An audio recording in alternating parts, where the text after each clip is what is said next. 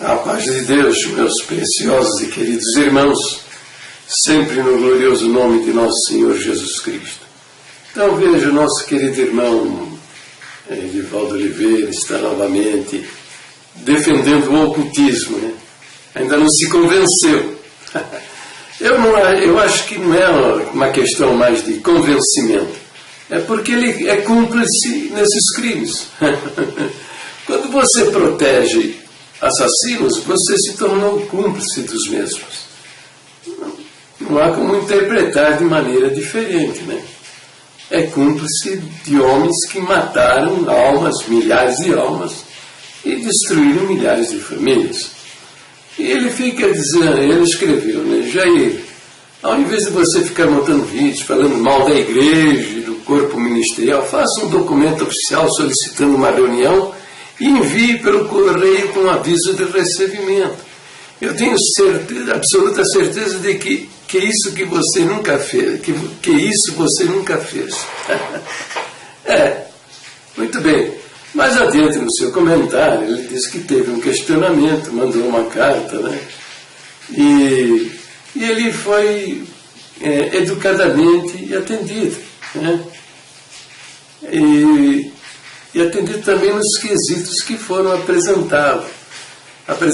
Sabe por quê, querido? Sabe por quê? Porque o seu assunto é palatável, entende? Ele não provoca indigestão. Tá certo?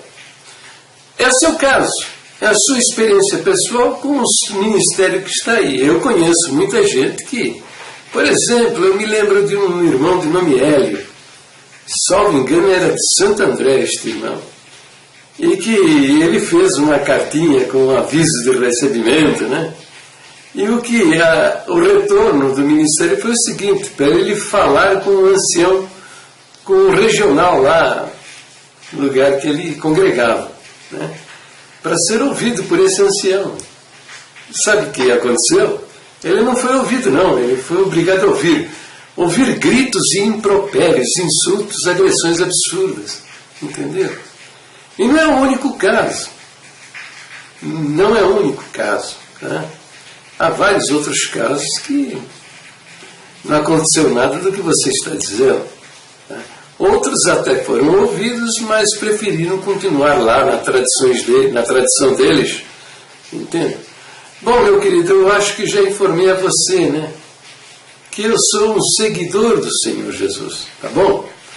E veja, o Senhor Jesus, eu pergunto para você, leia o Novo Testamento, se ele em algum momento convocou uma reunião lá dos sacerdotes fariseus, do Sinédrio, para que ouvissem a sua mensagem, a sua pregação, os pontos que ele queria apresentar, entendeu? Em absoluto, ele não fez isso. Ele dedicou-se a ensinar. Você lê lá a parábola do publicano, e do sacerdote, do fariseu e do publicano, o episódio da mulher adúltera. O tempo todo ele ensinava os sacerdotes fariseus nas suas pregações. Mas de modo algum, em momento algum, ele convocou lá o Sinédrio para ouvir o que ele tinha para dizer. Entendeu? E veja bem, você reclama que eu manifesto raiva, sou desaforado, xingo, faço acusações, humilhações, entendeu? E você reprova isso daí, tá? Veja, examina o ministério do Senhor Jesus. Com apenas 3 anos e meio, né, ele não aguentou mais, tá? E meteu o cacete na cabeça dessa cambada, entende? Dos sacerdotes fariseus. Leia o capítulo 23 do Evangelho de São Mateus. Você vai ver lá que ele chamou-os de serpentes, raça de víboras, sepulcros caiados de branco, por fora muito bonito, mas interiormente cheio de toda podridão e imundície. Eu escrevo e faço vídeos há 17 anos. De princípio, no começo, A minha linguagem era respeitosa, educada. Nem precisava me chamar lá para me ouvir. Era só ler, abrir a Bíblia e ler, e entender, e fazer as mudanças necessárias, entende? E eu acreditava, por esse tempo, que essas mudanças ocorreriam, porque, veja, o que está sendo tratado é uma simples questão de identidade. Você sabe o que é isso aqui? Ó? É o meu RG. Essa aqui é a minha identidade. Aqui está escrito que eu sou filho de Oscar e de Angelina. Entende? Que eu nasci no dia tal, no mês tal, no ano tal. Se eu sair por aí, dizendo, não, eu sou filho de Francisco e de Joana, e nasci em tal dia, mês diferente do que está registrado aqui, quer dizer, eu perdendo a minha identidade, se eu tiver um pouco de juízo, e alguém me mostrar a minha identidade, olha, veja, está aqui, essa aqui é a sua identidade, esse é o seu verdadeiro nome, esse é o nome do seu pai, de sua mãe, eu vou voltar ao exercício da razão e reconhecer o meu erro. Para mim, há 17 anos atrás, isso era uma questão de identidade. A igreja perdeu a sua identidade. Né? E eu entendi que se eu apresentasse quais são as nossas verdadeiras doutrinas, né? Aqui, ó, e o que a Bíblia, esse livro aqui, ó, tá? Diz a respeito dessas doutrinas, que são doutrinas verdadeiras e muito bem fundamentadas dentro das Escrituras. Eu sei, acreditei durante muitos anos que eles voltariam à razão e à prática da doutrina sadia. Não, mas eles não fizeram isso. Continuaram na sua loucura. Tá? E eu não apontava o dedo nos absurdos que estavam ocorrendo, tá? Denunciando crimes, nada. Porque eu creio que é a guia de Deus, para que, quem sabe, né, viessem a examinar as coisas que eu estava falando. Não deram ouvido. Em momento algum. Tá? São 17 anos. Chegou um momento que eu perdi a paciência. Acabou a paciência com essa cambada aí. Entende? Por quê? Porque são homens do diabo mesmo. Na vida destes homens não há nada do Senhor na vida deles. Tá? E eu tenho como provar isso. Por quê? Agora estão admitindo. Em abril do ano passado, fizeram uma correção lá em João, 1 João, uma interpretação de 1 João capítulo 5, verso 16, onde está escrito a frase, há pecado para a morte por estes eu digo que não orem, né? Foi pervertida.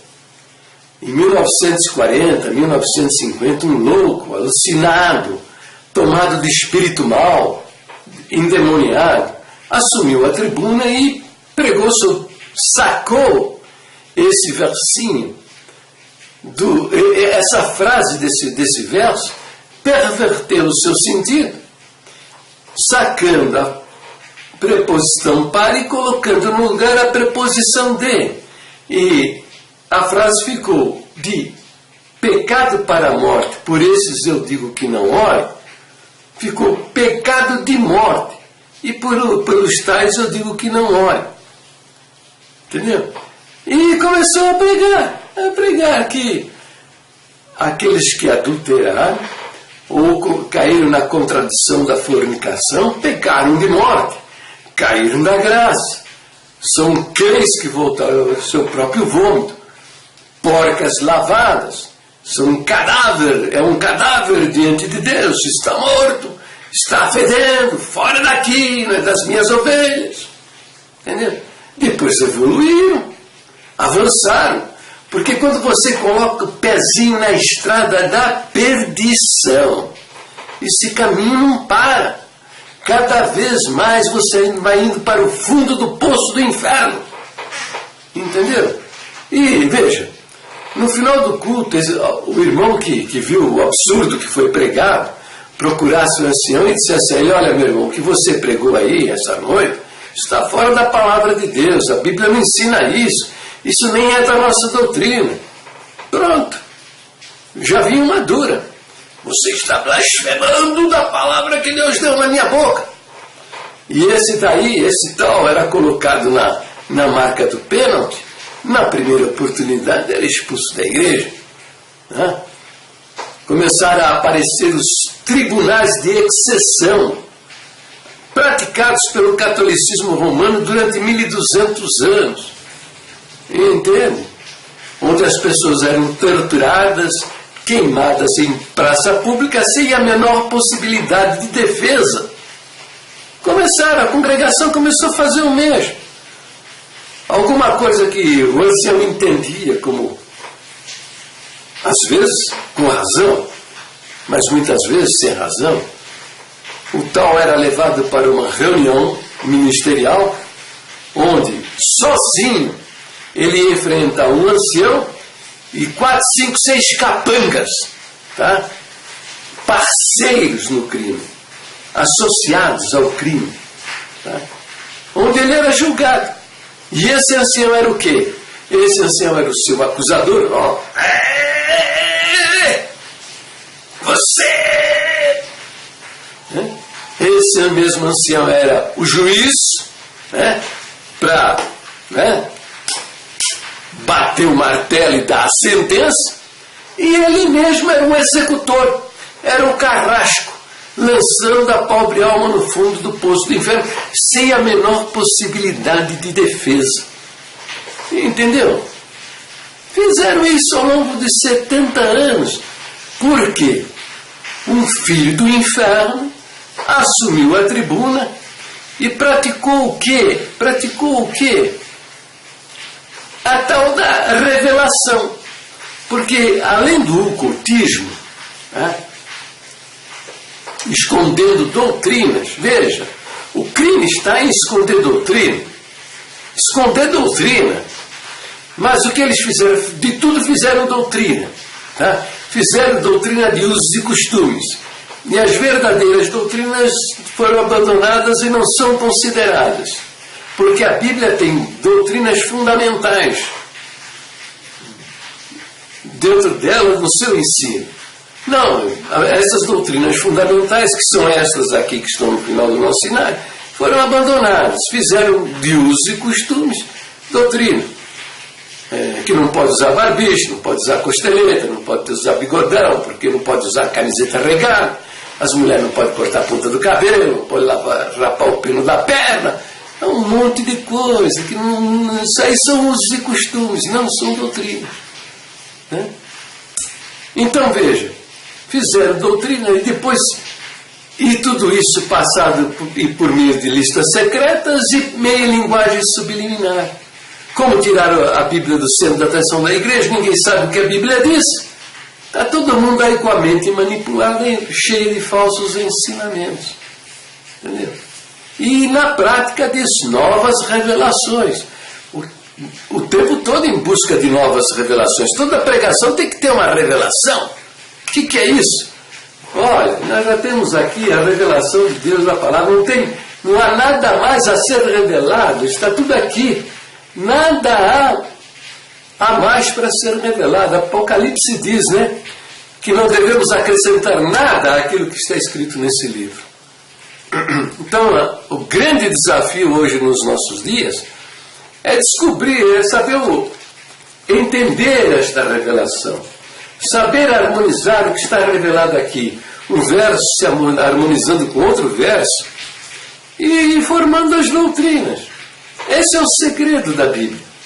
E que o Senhor eterno está disposto a iluminar todo aquele que esteja em busca da verdade. Não, mas eles tiraram a Bíblia de sentação da atenção da igreja e estão aí na busca de novas revelações. É o caso. A grande maioria dos mais de 70 pontos heréticos que eu denuncio, todos eles tiveram origem nessas novas revelações. Entendeu? Agora veja, se isto fosse público, do conhecimento público, veja, em vez de estar oculto, escondido, todo mundo soubesse, não teria ocorrido o que aconteceu, porque eles seriam criticados, né, repudiados no seu ensino, e isso não teria acontecido. Não, eles não somente, tá, mataram milhares de almas, destruíram milhares de famílias, como também, né, os anciãos, cooperadores, diáconos que praticaram isso ao longo do exercício do seu ministério, trouxeram sobre suas cabeças a pesada espada da justiça do Deus eterno. E eles vão receber da parte de Deus um assopro assim, ó, lançando-os no fundo do poço do inferno. Entendeu? Então, é isso aí. É isso aí. Eu sou um seguidor do Senhor Jesus, tá? Sou um seguidor do Senhor Jesus. O Senhor Jesus não fez isso. Ele não convocou uma reunião lá de sinédrio dos sacerdotes fariseus para expor as suas crenças, as suas convicções, aquilo que ele entendia como bom e verdadeiro. Ele não fez isso, não. Tá? Ele ensinou as pessoas e os anciãos também. Mas com 3 anos e meio, ele perdeu a paciência e meteu chicote em todos eles. Eu não sei como é que Deus me deu a graça de só nos últimos anos meter a mão assim na cara desses homens, assim, arrancar-lhes a máscara e falar-lhes a verdade. Que não tem, o Senhor eterno, o Deus criador de todas as coisas, está passando longe destes homens. E a prova está aí, agora estão confessando isso.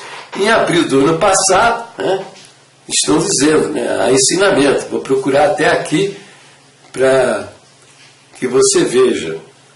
Ó, quer ver? Pecado de morte ou pecado para a morte? Pecado de morte.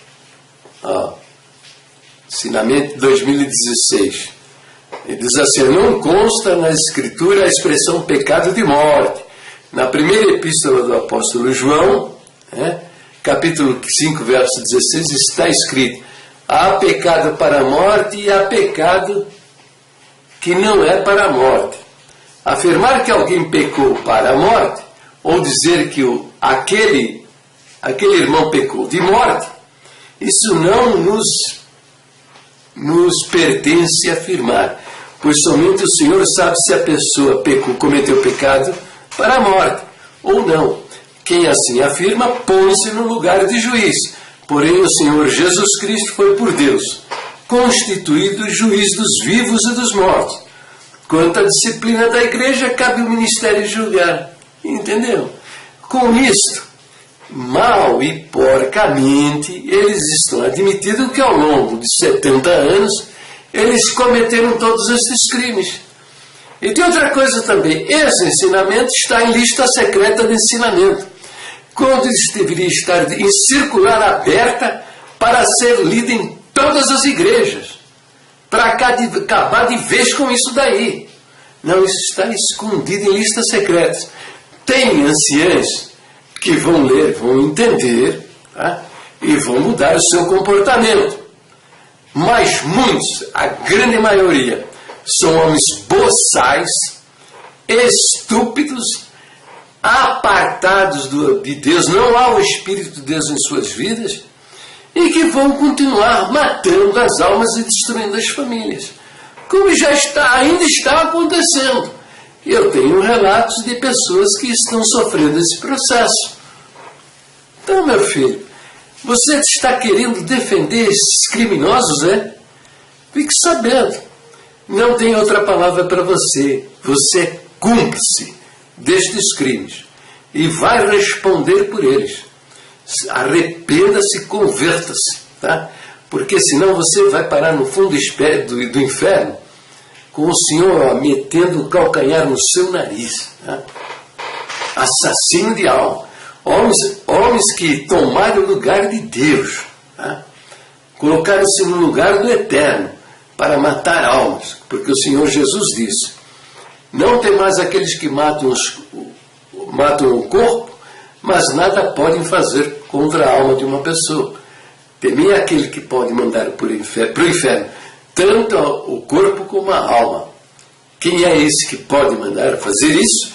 É o autor da vida, é o eterno, é o criador de todas as coisas, é dele a vida.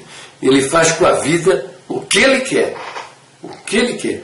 Mas o homem assumiu o lugar de Deus para matar, se empenhar em matar almas. Tais homens vão dar conta destas obras. Tá? Presta atenção. Recomendo, se arrependa, se converta, pare de seguir a boca de homens, pare de seguir um sistema religioso perverso, desviados das suas doutrinas originais, e creia somente no sangue derramado para a salvação da sua alma. Meu irmão, minha irmã, você está vendo que eu estou falando a verdade, mostrando, né? Quais são as nossas verdadeiras doutrinas, que são estas que estão aqui, tá? E o que a Bíblia diz a respeito delas. Divulga os meus vídeos, tá? No Facebook, no Instagram, lá no Twitter, lá nas comunidades do Google+. Divulgue-se os meus vídeos, para que a nossa Irmandade conheça a verdade da Palavra de Deus, as nossas verdadeiras doutrinas, salve suas almas. E se inscreva no meu canal do YouTube, tá bom? Fazendo isso, você vai me ajudar bastante na divulgação dos meus vídeos. Deus abençoe a todos e fiquem todos na paz gloriosa do nosso Deus, sempre no precioso nome do Senhor Jesus.